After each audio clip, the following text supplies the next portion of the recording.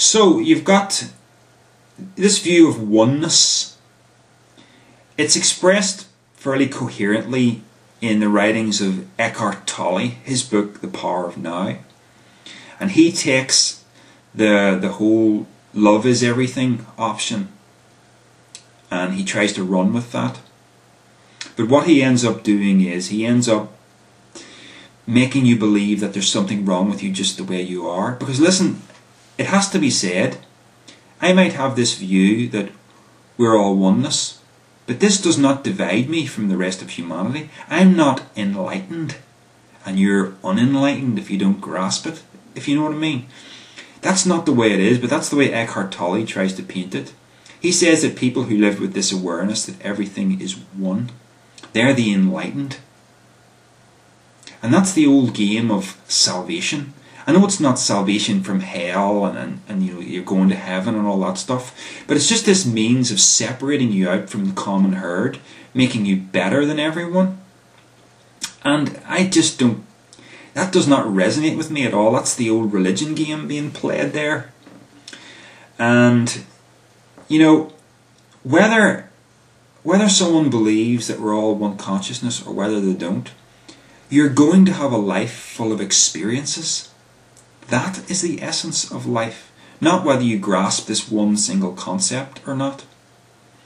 Tolle tries to make out like what he's got is this total worldview that you can grasp, like you've got something complete in your hand, something that will never change. Whereas I have the understanding that all present knowledge is just paving the way to future knowledge.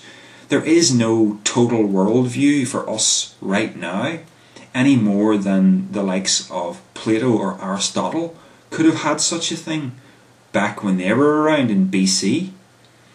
I mean, these great philosophers of the past, they didn't have certain bits of data that we have. Like, we know the universe is expanding. We know that galaxies are moving away from each other. We've got our Big Bang theory. They didn't have this information, and yet you know, there tended to be this view in the past that the universe was just always present and that it didn't have a beginning. Whereas we know now that there was an origin point. So we may be in a better position than they were in order to understand things. But we are still not in this position of, I don't know, maybe gnosis is the right word. We don't have that, and it's questionable whether we ever will. Because like I said, you know, in 4000 AD we're going to have more data than we have now. So how can we say that the knowledge that we possess now allows us to have a total worldview?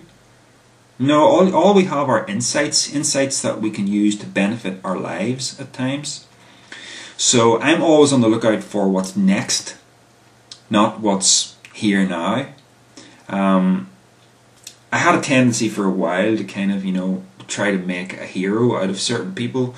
You know, you read a certain book and you think, oh, this is it, this is the answer that I've been looking for.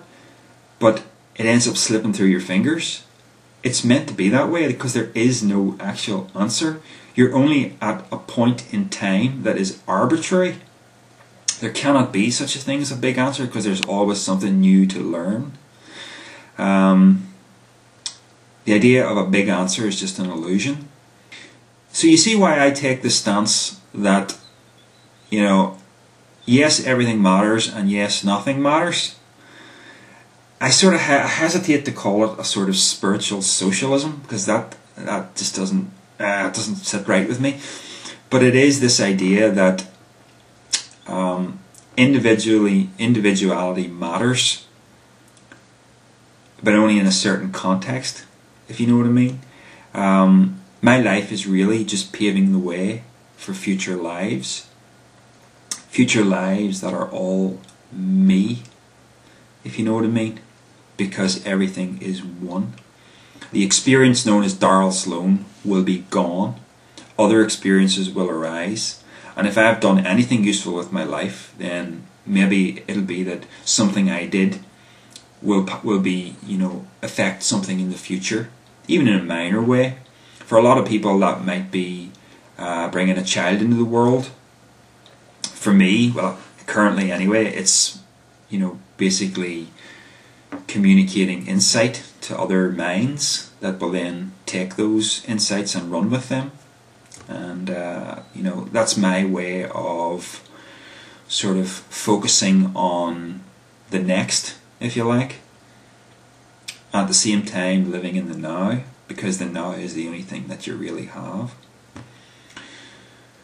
So I'm on the left-hand path, the path of individualism and ego, because I understand in a very strong way that there is nothing wrong with me just the way I am. There is nothing wrong with the human race, and you've heard me say that before. So there's nothing wrong with ego. Ego is fine, and in my case, ego is tempered with an understanding that everyone is one, which affects me and benefits me in ways that are positive. It is possible, I suppose, for someone to be on the left-hand path and to be a total psychopath, to be consumed with their own ego, to care nothing for other people. But that would be a very unnatural position, even from the point of view of understanding your own natural instincts for yourself, for the preservation of your own species. The idea of being a sociopath doesn't make any sense whatsoever. And in fact, the left-hand path is the sort of understanding that would allow the sociopath to be dealt with correctly. In other words, mad dogs get put down, if you know what I mean.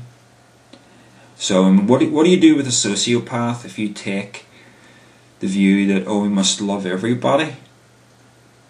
I don't see how that's possible. That's the thing about Eckhart Tolle's books.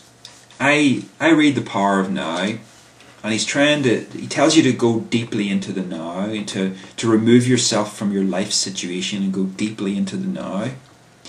And I said to myself, right, let me imagine the most horrible life situation I can imagine for myself. Let's even think about something like, let's say you're a child and you're being physically abused by your father, who beats you black and blue every night when he comes home from work. You're in that situation and you can't escape it. And Eckhart Tolle's solution, that somehow is going to make everything alright, is go deeply into the now and remove your self-identification from your life situation, as he would sort of put it. No, it's an illusion. This idea that there's any kind of bliss state, this idea that you get to that just by embracing a couple of concepts that he comes out with in a book, that's totally illusory. When life throws you something like that, the only way to get out of it is to somehow deal with it. And I don't have easy answers, and that's the most honest thing I can say. Horrible things sometimes happen to people, and I don't have easy answers for dealing with it. But I'm not claiming to have a total worldview that offers these answers. I'm always on the lookout for refining what I believe, changing what I believe into something better. And I think, the left-hand path stance offers as good an answer as any in terms of man and his current understanding of the world and his place in the world. The idea that life is both cooperative and adversarial, and the embracing of both of these stances. My stance, I guess, is some kind of amalgamation, some kind of logical amalgamation of the best insights of the left-hand path alongside the best insights of spiritual teachers like Eckhart Tolle, who understand this idea that everything is one. So I've been attempting to integrate the two approaches, and I think I've done that fairly successfully, in a way that is not insane, I hope.